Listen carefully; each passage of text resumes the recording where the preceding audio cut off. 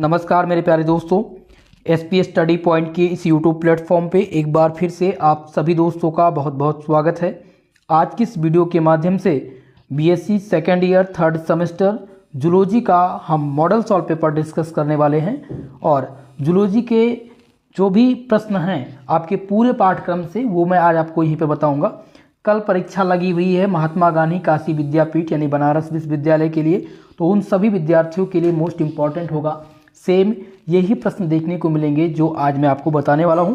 तो भाई सबसे निवेदन है, लास्ट वीडियो है, लास्ट तक जरूर देख करके जाइएगा, ठीक है।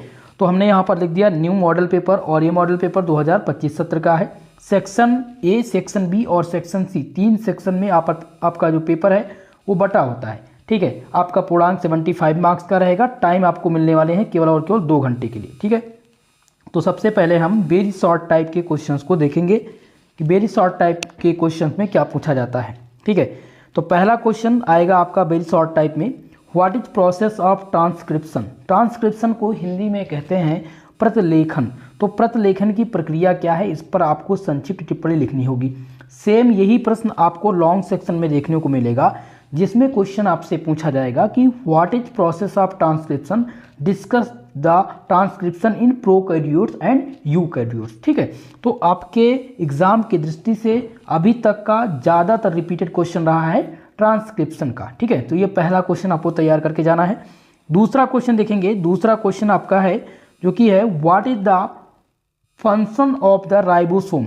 बहुत ही महत्वपूर्ण और बार बार 2024 सत्र और 25 सत्र में जो अभी तक की विश्वविद्यालय ने परीक्षा कराई है वहां पर राइबोसोम और ट्रांसक्रिप्शन बार बार आया है प्रश्न, ठीक है। तो भाई फंक्शंस ऑफ राइबोसोम यानी राइबोसोम के जो कार्य हैं, जो वर्क हैं, उनको आप तैयार कीजिएगा। कितना तैयार कीजिएगा, केवल और केवल 50 वर्ड यानी 50 शब्द, ठीक है। चलिए अब दूसरे क्वेश्चन को देख लेते हैं। तीसरा क्वेश्चन जो आपको मिलेगा, जो आपको तैयार करके जाना है वो है what is chromatin in DNA. DNA में जो क्रोमेटिन है वो क्या होता है ये आपको बताना है। अभी तक का क्रोमेटिन स्ट्रक्चर और डीएनए में क्रोमेटिन का कार्य क्या है, ये आपके यूनिवर्सिटी में यानी प्रीवियस यूनिवर्सिटी में 2023 सत्र और 2024 सत्र में आया हुआ था। 25 में 100% गारंटी है आने की। तो डीएनए क्या होता है, क्रोमेटिन, डीएनए में क्रोमेटिन की भूमिका क्या है, इस पर आपको संक्षिप्त टिप्पणी लिखनी है, ठीक है।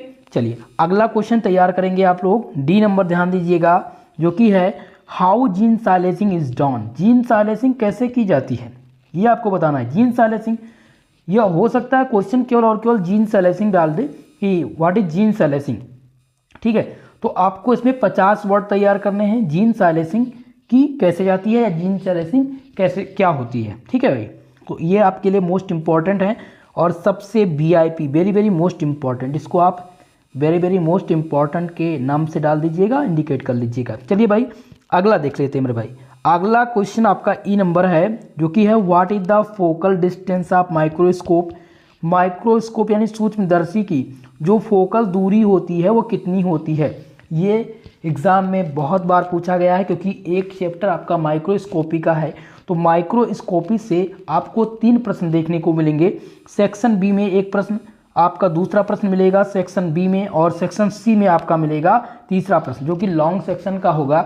अगर तीनों को हम देखें तो सेक्शन ए में आपका 3 नंबर का प्रश्न रहेगा, बी में आपको मिलेंगे 10 नंबर और सी में 15 नंबर, यानी कि 10 दूना 20 और 3 23। वैसे तो आपका इसमें हो जाएगा 25 नंबर, ठीक है। 25 नंबर और 3 ऐड कर देंगे तो 28 हो जाएगा, लेकिन 20 नंबर के क्वेश्चन फिक्स होते हैं आना, ठीक है। तो इस बात को विशेषकर ध्यान रखेंगे। तो सबसे इंपॉर्टेंट प्रश्न आपका है माइक्रोस्कोप का।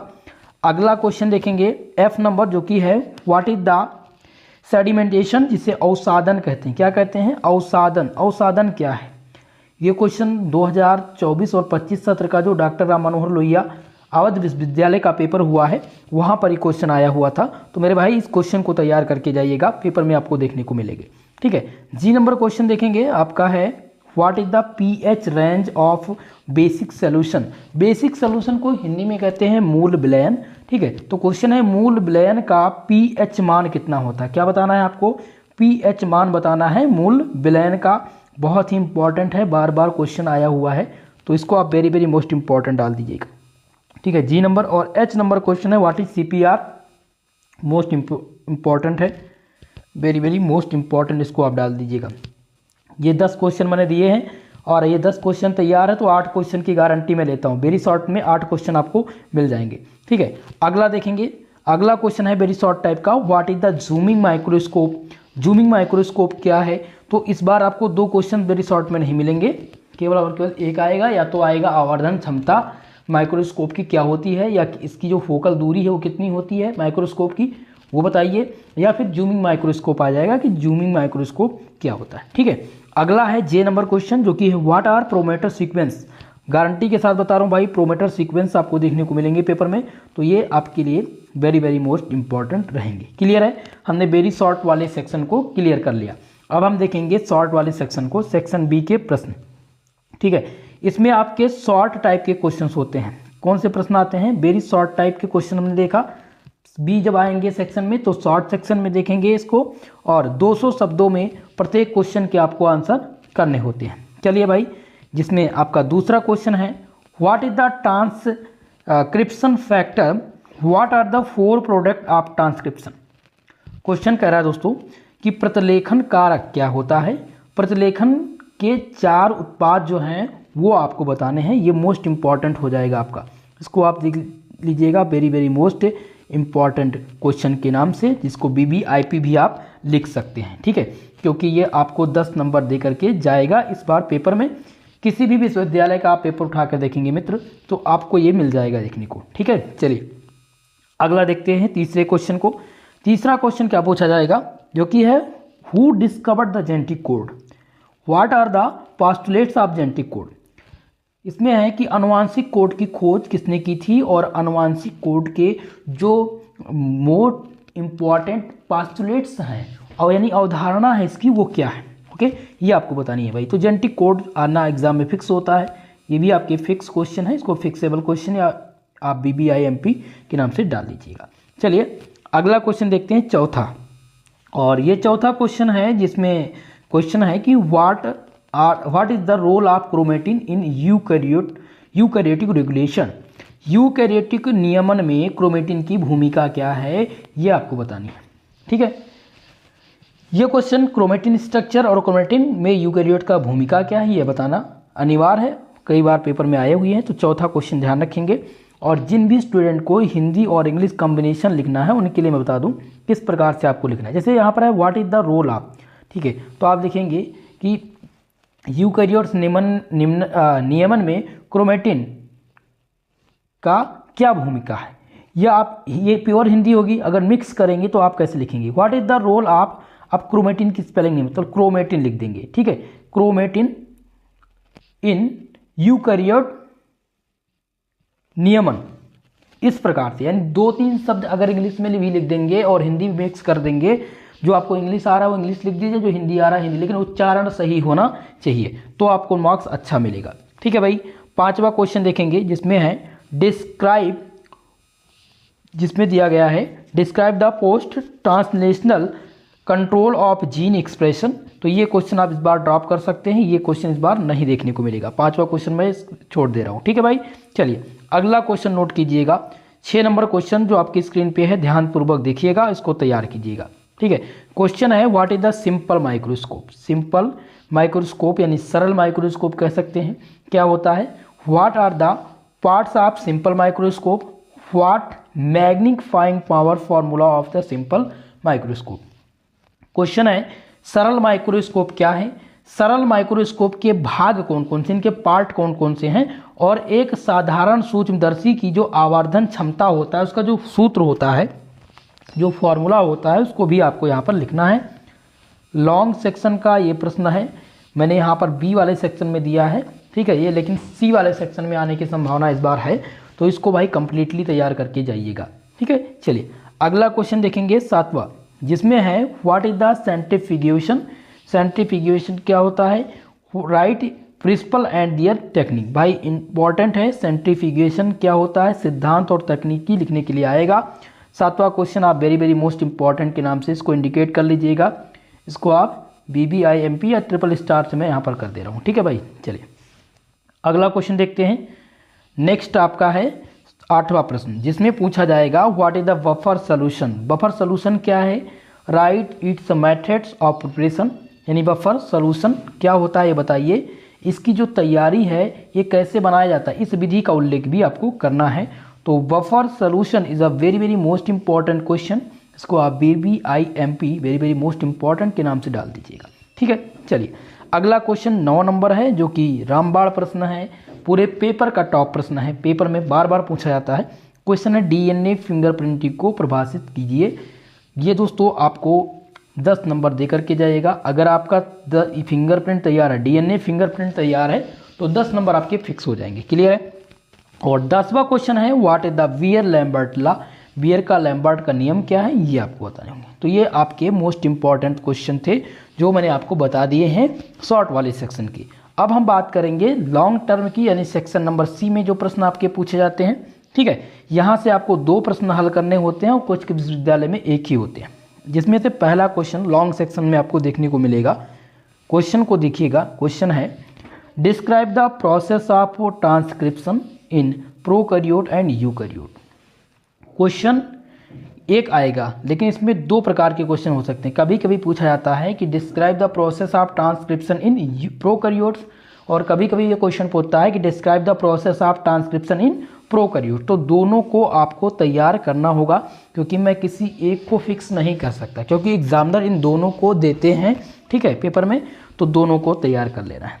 अगला देखेंगे दूसरा क्वेश्चन, और इसमें आपका है कि explain the process of gene regulation in eukaryotic cell, यानी यूकैरियोटिक कोशिका में जीन नियमन की प्रक्रिया को समझाइए, ये आपको बताना है भाई। तो इसको आप वेरी वेरी मोस्ट इंपॉर्टेंट डालिए, क्योंकि ये 2024 और 25 सत्र में सभी विश्वविद्यालय का कॉमन क्वेश्चन रहा है। ये आपके फिक्स क्वेश्चन होते हैं जो पेपर में बार बार पूछे जाते हैं। अगला आपको मिलेगा माइक्रोस्कोप का क्वेश्चन, और सबसे पहले मैं इसको फिक्स लिख दे रहा हूँ और ट्रिपल स्टार से मेंशन कर दे रहा हूँ। आपको पता ही चल गया होगा क्योंकि ये मोस्ट इंपॉर्टेंट है। क्वेश्चन क्या है? Describe the working principle of compound microscope. Compound microscope का कार्य और इसका सिद्धांत क्या है ये आपको बताना है। लॉन्ग सेक्शन में आता है भाई। ठीक है, तो अगर आपको 10 नंबर चाहिए तो आपको कंपाउंड माइक्रोस्कोप के जो कार्य हैं और सिद्धांत हैं उनको तैयार कर लीजिएगा। बहुत ज़्यादा तैयार करने की ज़्यादा ज़रूरत नहीं है, 200 शब्द आप तैयार कर लीजिएगा, 10 नंबर आपको फिक्स मिल जाएंगे। ठीक है, चलिए चौथा क्वेश्चन है right A short note on. Short note लिखने के लिए आता है, आपसे पूछा जाता है, जिसमें आपका दिया गया है ELISA।